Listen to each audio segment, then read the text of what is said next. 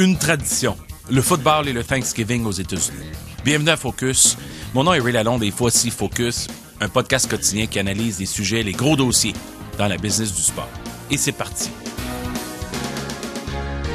Happy Thanksgiving. Je vais vous parler de la très grande tradition de match de football lors du Thanksgiving US. Le Thanksgiving, ça a été décrété une fête nationale en 1863 par le président Abraham Lincoln. Mais en 1869, c'est là qu'il y a eu comme une première tentative de jouer au football. C'était deux équipes de cricket qui ont joué un match qui ressemblait à du football. Puis ça s'est concrétisé en 1876. Deux grandes universités, Yale et Princeton, qui ont commencé la tradition de jouer au football lors du jeudi du Thanksgiving. Cette tradition-là, qui existe aux États-Unis dans les high schools, dans les écoles secondaires, au collège, dans la NCAA, bien entendu. Il y a quelques matchs jeudi, il y a plusieurs matchs vendredi, puis encore plus de matchs samedi, dans la semaine de Rivalry Week, la semaine des rivalités aux États-Unis dans la NCAA. Et dans la NFL, ça a commencé en 1925 avec deux équipes de Chicago, les Cardinals et les Bears, qui s'étaient affrontées, puis ont créé cette tradition-là. Il y a eu de l'alternance jusqu'en 1934, où les Lions de Détroit ont pris possession d'un des matchs. Ils accueillent à chaque année un match traditionnel du Thanksgiving. L'autre équipe qui a demandé à accueillir, c'était les Cowboys de Dallas en 1966, avec Tex Schramm, qui était le légendaire vice-président et directeur gérant qui a bâti les traditions des Cowboys dans les années 70, qui a demandé à ce que les Cowboys accueillent l'autre match. Fait qu'il y avait toujours deux matchs à chaque année, un à Détroit, souvent les Packers, les Bears et les Vikings, des rivaux de la division des Lions, mais c'était toujours les Lions qui accueillaient les matchs, et c'est encore le cas. Et les Cowboys, à partir de 66, et les Cowboys affrontaient souvent les Redskins et plusieurs autres équipes. Bon, alors, qu'est-ce qui est arrivé? C'est qu'il y en a un troisième maintenant depuis 2006. La NFL a décidé de créer une journée complète de football, 12 heures de suite, incluant les préparations, les avant-matchs, et ainsi de suite. 12 heures de football de suite. Et le troisième match est en soirée. Et c'est deux équipes qui n'ont pas une routine, qui n'ont pas une place dans la rotation. Alors, cette année, c'est les Saints qui accueillent les Falcons. Dans les deux autres matchs, pourquoi c'est important? C'est que c'est souvent les matchs, justement, Bears de Chicago, Lions de Détroit, comme ça va être le cas à 12h30 cette année, et les Redskins contre les Cowboys, une autre énorme rivalité qui va avoir lieu à 16h30. Moi, j'ai une anecdote. En 1980, j'avais moins de 20 ans. J'étais parti en voiture avec un de mes chums pour voir les Bears de Chicago affronter les Lions de Détroit, justement, le jeudi du Thanksgiving. C'est loin Détroit de Montréal. On avait fait ça en voiture avec une vieille Rabbit de Volkswagen. On était arrivé à Détroit, il y avait une tempête de neige.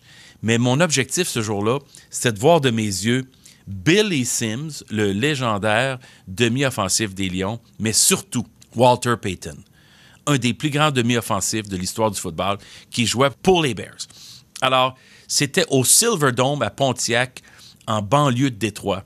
Il y avait 80 000 personnes, un des premiers stades avec un toit. On parle de 1980. Et ce qui est arrivé, c'est que le match était terminé 17-17 après 4 quarts. Ils sont allés en surtemps. Et le botté d'envoi a été retourné par les Bears pour à peu près une distance de 95 verges pour un toucher. Donc, la période de surtemps a duré comme 12 secondes. Tous ceux qui étaient partis se chercher une consommation de plus aux concessions ont raté la période de surtemps. Et moi, je l'ai vu de mes yeux, trop jeune pour boire à l'époque. Tout ça pour dire que c'était la période, c'est un record de la période de surtemps la plus courte de l'histoire de la NFL. Le botté d'envoi a été retourné, ça a été la fin du match. Alors, Bears et Lions, cette année, c'est assez spécial pour moi de voir ce match-là à l'affiche. Et pourquoi c'est tant important que ça?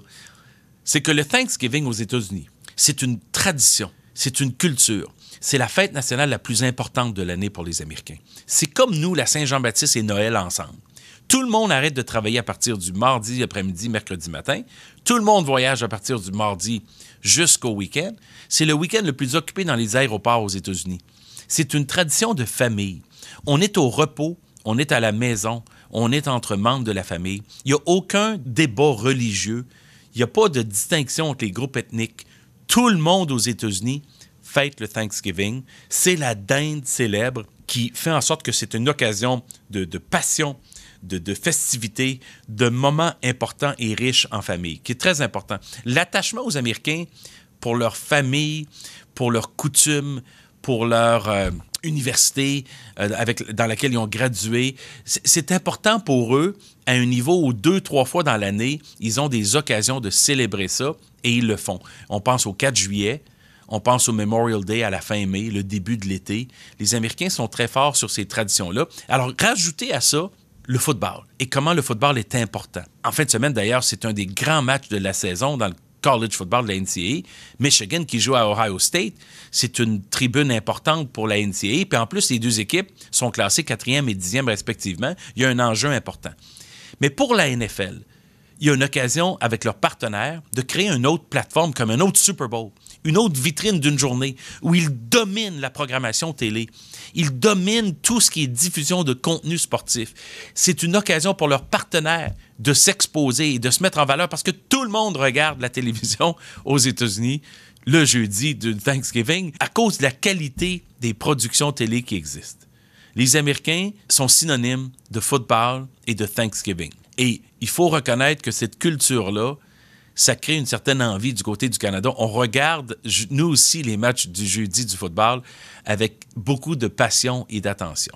Merci d'avoir été à l'écoute de Focus. Suivez-moi sur Twitter @RealRayLalonde. Partagez le podcast avec vos amis et collègues et redirigez-la vers SoundCloud ou YouTube. Merci d'avoir été là. Ici Ray Lalonde, à très bientôt.